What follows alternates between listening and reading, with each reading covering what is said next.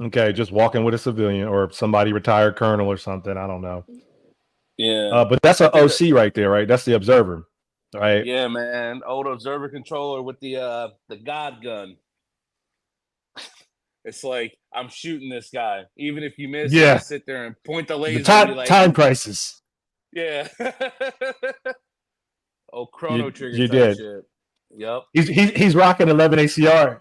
Yep, he's rocking the 11 ACR patch right here. That old Black Horse regiment.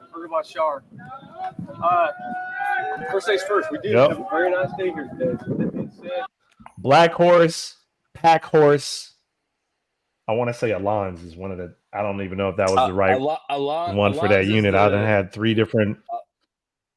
Yeah, Pack Horse. Black Horse was a regiment. Black RSS Pack was Horse was me. I was a support guy. Okay. Uh-huh. Eagle Horse was 211, and Iron Horse was 111. Yeah, I remember those. So real quick, I was assigned to S&T troop. So we used to call it shit and trash. You guys are horrible. We used to call it shit and trash. Yeah. Shit and trash. The worst of the worst. Man, the bottom of the bottom. It ain't getting no more bottom than that, bro. We was the bottom. When I say the bottom, we were. We're not even going to it. We were the bottom. I'll go into it later. What they say? Started from the bottom. Now we here. Started from the bottom. Still at the bottom. Well, when the commanding general at the National Training Center assessed that we needed an urban mounted training environment to better prepare our soldiers for deployment to the combat theaters of Afghanistan and Iraq. At that time, what you see before you hear today wasn't here. If you can envision it, what we had, if you look around here at about my 1 o'clock, this is a military CSC container, aka. All right. Here's the older parts. Now it's going to show you some retro footage. I looked ahead a little bit. This says February 10th, 2012. That's not that old, but hell, that's when I went to Fort Hood. This is 1982, Fort Irwin. Yeah, because they used to be force on force, like tank on tank type shit.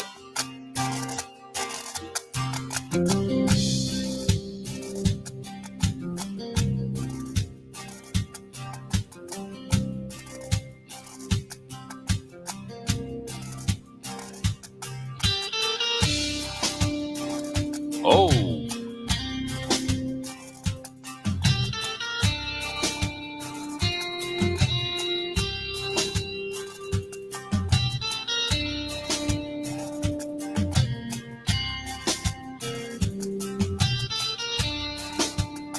Yeah, hold on. Why do they got live rounds?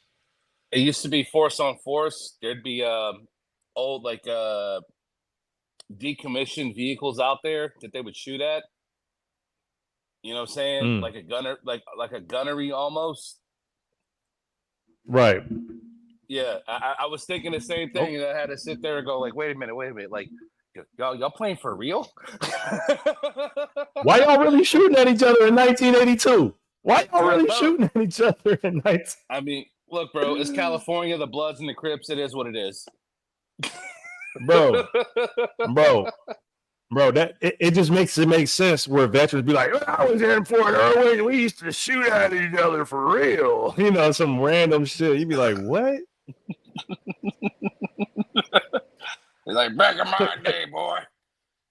Well, you guys have the soft NTC. We lost 29 people. We were shooting live rounds. You're like, what? What was y'all doing? Them motherfuckers lost 29 people due to dysentery, bro. That's all it was. Right. They went to Barstow and never came back. Yeah. Never fucking met the motherfucker. Right.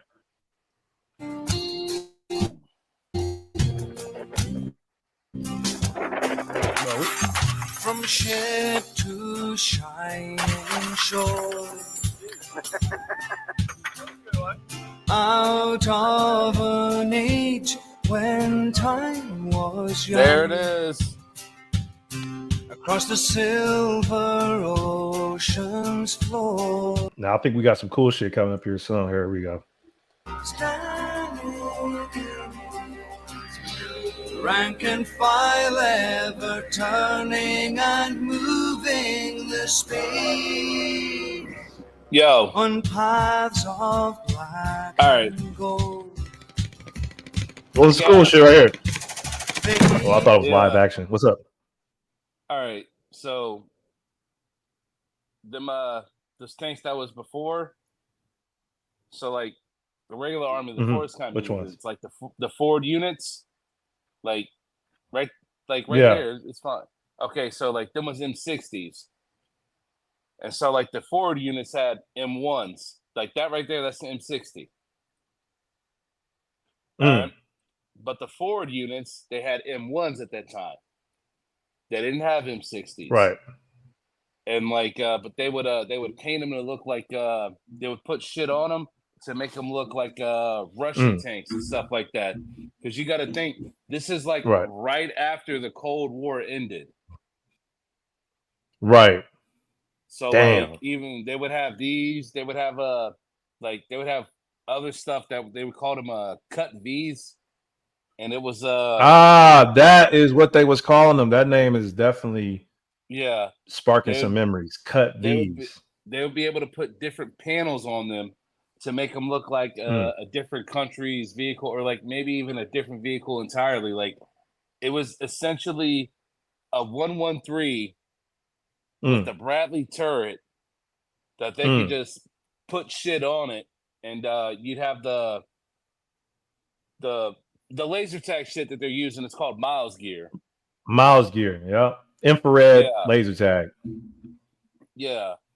And they were able to do that, and it's just crazy because like when I got there, a lot of this stuff was there, but they were phasing it out because they were asking them to be a training unit and also a deployable unit. Because funny story, my first deployment, the camp we went to, we replaced 11th ACR because they deployed to Iraq.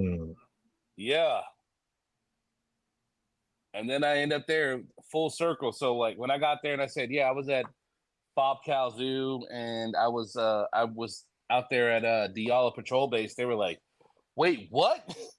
We were there. And I said, yeah, no shit. I seen the dummy guards you guys had left in the towers.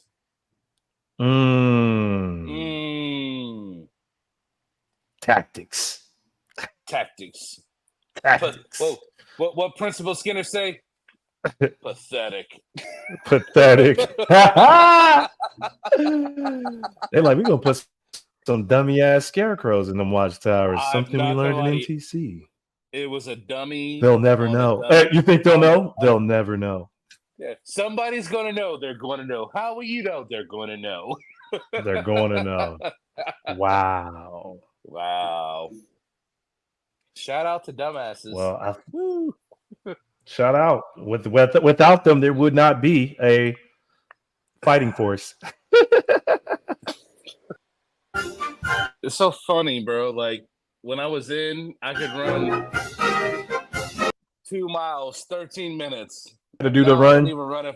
No, it's just... well, it's like when I was in, I could run 2 miles in 13 minutes, no problem. But now I don't even run when I'm late. Like, get the fuck out of here.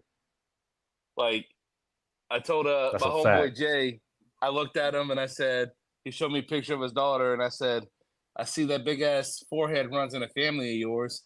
And this guy looks back at me and says, I see nobody runs in your family because, like, you know, I'm a big dude, you know what I'm saying? He said, don't nobody run in the whole family. Don't nobody run. He got me, bro. Like, I ain't even mad at him because I was like, I mean, it's funny because it's true. Right. You like, all right, moving on. Shit, yeah. Let's see these motherfuckers get up and do dumb shit for all right. Well, what's up? Who's what? I was like, this is like the 238th birthday in Fort Irwin. No, I was like, is that like who's that regular person in front of that formation? Because they're not in PT clothes. Like, wait, what? Who knows who he is? Civilian contractor? Who knows? Yeah, some colonel's wife. It don't matter.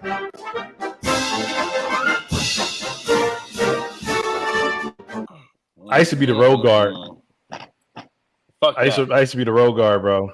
I used to be that fast though. Let me just talk about it for a little bit. I used to be that fast to where I was like happy to be the road guard. Yes. Right. I could never do that again because the road guard is running all the way up to the intersection before the formation, and you know how it changes off or whatever. Just when you're young and you just like, I'm the fastest. You just like thought that was the shit. Just, man, you running hard. You were sprinting. And then you know what you do? You hold your hand out like you blocking traffic. And then when your company passes, you gotta wait till the other road guard run and get you. And then you gotta run to catch your motherfucking company all over again. And that is only some dumb stuff that, you gotta be fast. That's some dumb stuff you can only convince somebody young to do, because no sergeants and nobody old want to do that job. They always get like the PFC. That was the PFC and below, because E4 said, "Nah, fuck that." That shit said, dog. I got to the point where I got away from thinking it was cool, and I was like, hold on, this ain't cool. Like, this ain't cool. Why do I keep volunteering? And sometimes I just have my platoon sergeant or squad leader come around with the Kenny, listen now. Listen. Yeah. Sometimes I'll be in formation, because once you do something in the Army, guess what happens? You know the answer. You always got to do it.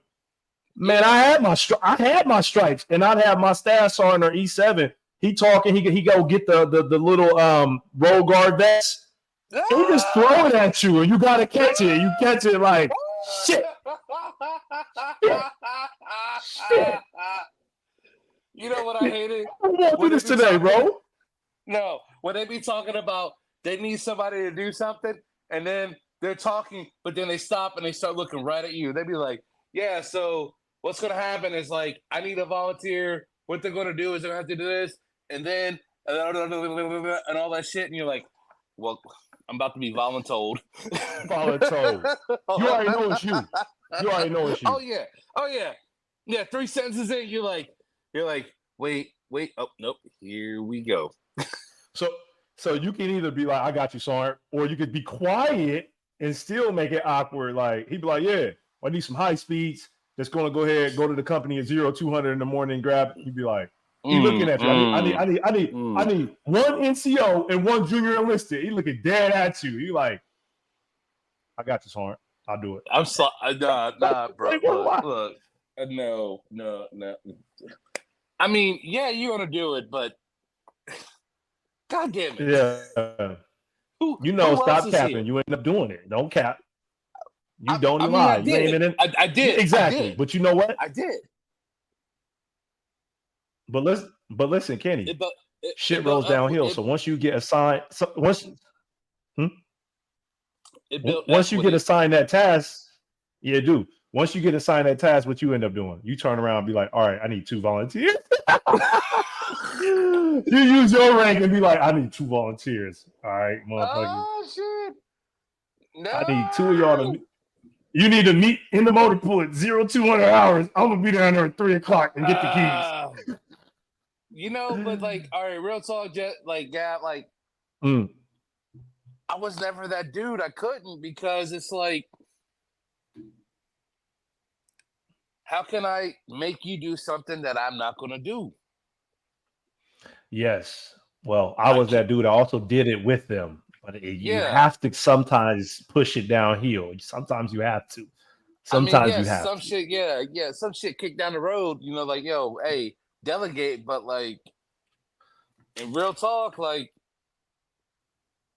dude, I drank the Kool-Aid, bro. It was like, I can't. We all did. If you put stripes on your chest, you drunk the Kool-Aid. Yes.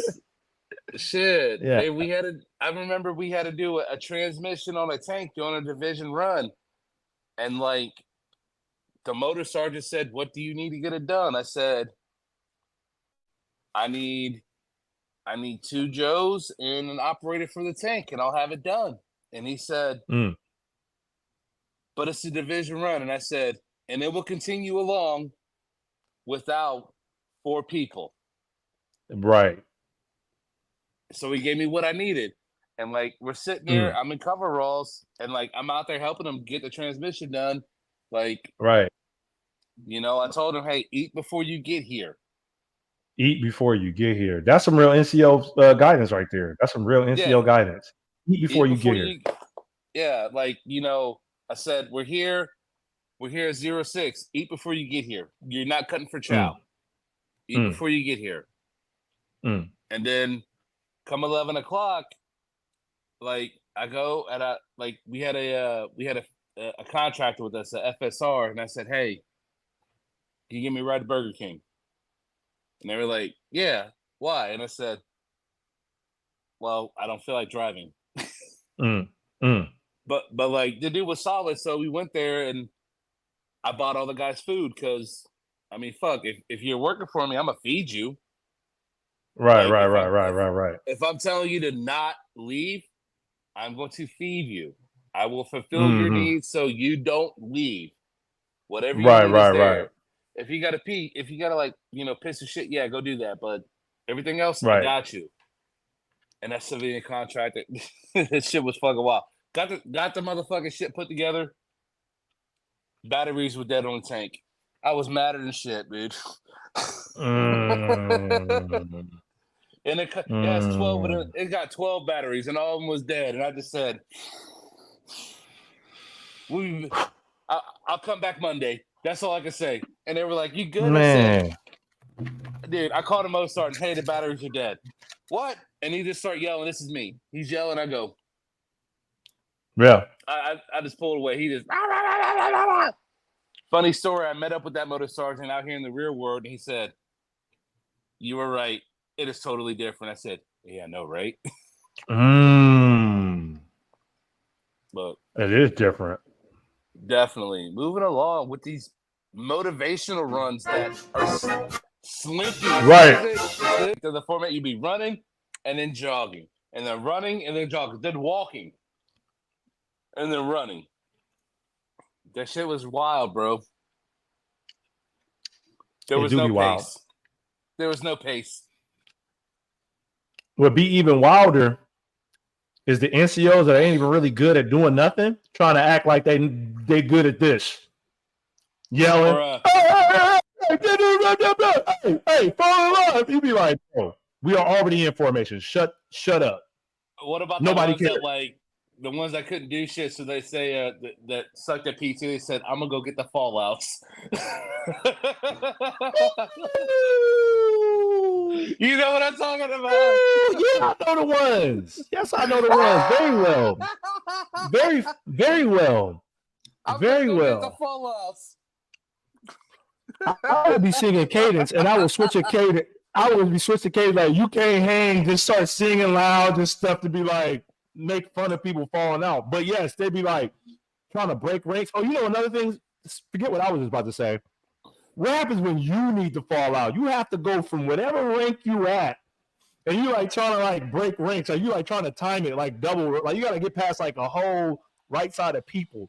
That's even if you got to tie your shoes. I'm not saying you're breaking ranks so you can't make the run. I'm saying like you're looking like, when do I do it? Do I do it now? Like when do I make this break? Like I got to drop out right about here, and you got to like cut across everybody. Yeah, the turn. You got to get it at a turn.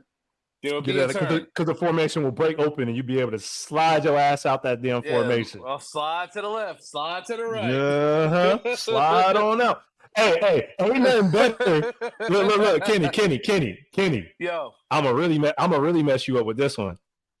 Ain't nothing better than falling out of formation, even if you just gotta tie your shoes and you know you can catch up with him. And your battle buddy did too. You didn't know he fell out earlier, and y'all back there.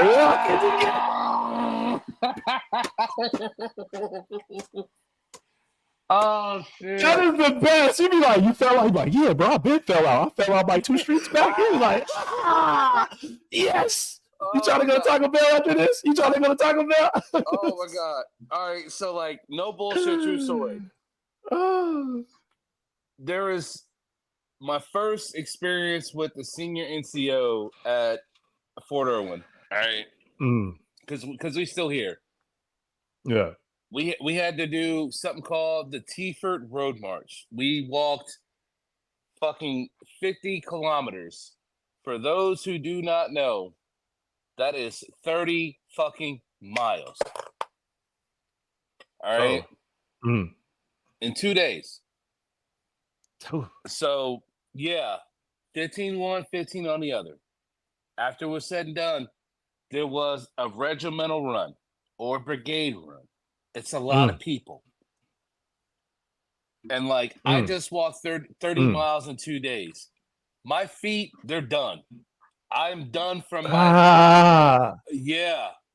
I didn't have any toenails on my feet because they done fell off. Like the skin on my feet is gone. Like I'm done. DONE, done. And I'm sitting there and I'm outside of the formation. I'm like outside of the main group, and I'm like literally everyone's shuffling, just trying to keep moving. And I'm sitting there and I'm going, no, it wasn't a 50K. It was a 12K. That it was 12 miles that we did before that, prepping for it. Okay. And I'm sitting there and I'm going, and my squadron sergeant major, Command Sergeant Major Wilcox, shout out to him, one of the greatest NCOs that I know. Shout out, Command Sergeant Major. Yeah, he comes up to me and he goes, Retired. He comes up to me and he says, "Hey, trooper, we get to the stoplight. We're going to get back up there. I know you're one of mine because of that blue PT belt."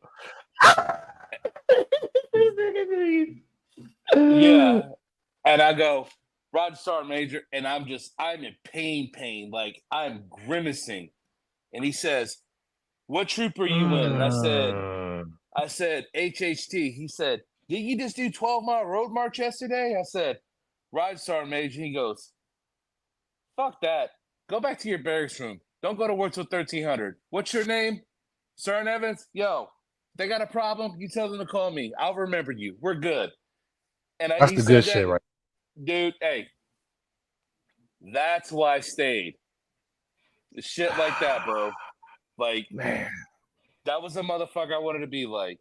But yes, there are people that are good in the military. That is absolutely truth. When we started talking and he found out, he was like, "I'm from Michigan." I said, "Well, not everyone can be perfect." And he goes, "Where were you from?" I said, "Ohio." And he goes, "Don't tell me you're one of the Buckeye fans." And I said, "Is water wet?" Dude, right. Jason and why?